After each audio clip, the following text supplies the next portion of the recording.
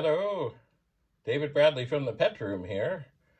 I have the first machine from the garage.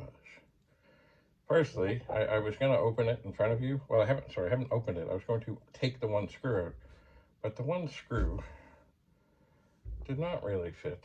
It was a beastly thing. It was a flathead thing, way too long. It really didn't fit. And I had to fight it out.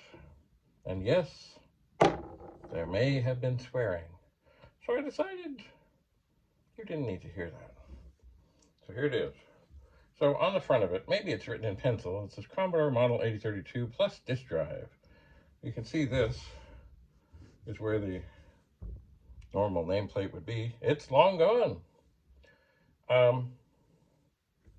Anyway, I have no idea what to expect. I mean, the case is not the cleanest. The keyboard certainly is intact, except for the, oh, what's missing over there? Maybe the period key at the far corner. And what else?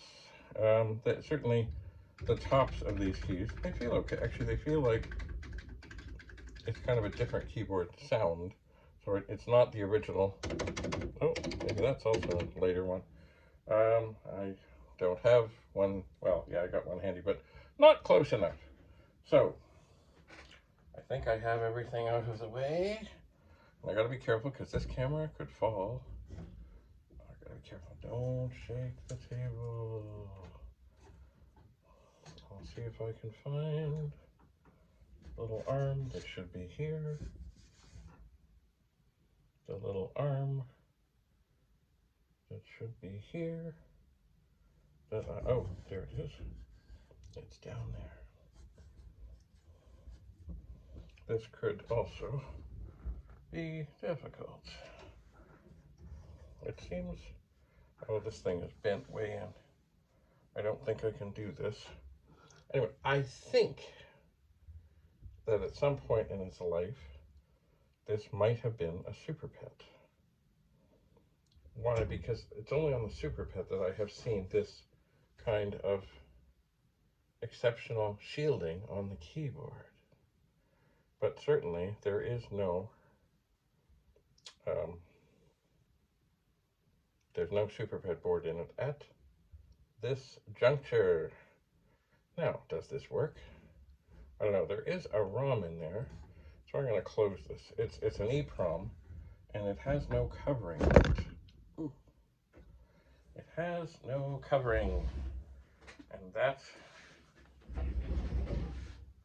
could mean that it could be erased easily. What is this? Oh yeah. So this was certainly maintained by ComSpec, and it did belong to some faraway school board.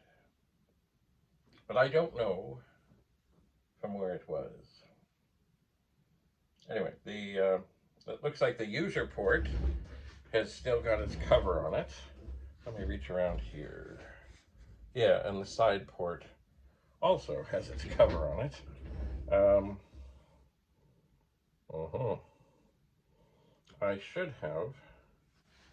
I think I should have brought a power cable down here.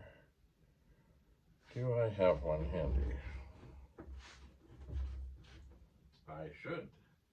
There's enough pets around here, but see, a lot of the original pets, their power cords did not unplug. They were like wired right in. I should have thought of this. Let me look. No, that's all IEEE cables there. Okay, so we've had a quick look, and I close it up because, of course, an EEPROM is an erasable programmable read-only memory. And what makes a ROM or an EEPROM erase but sunlight? So I don't know what it's for. I'm sure we can figure it out at some point. But for the moment, here it is. Let me see. Oh yeah, and I couldn't, okay.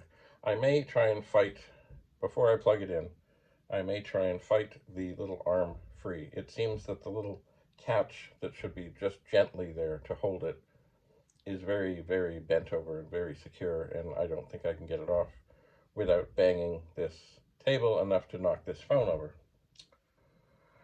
So, one more pet. Stay tuned. There will be more explorations. There will be.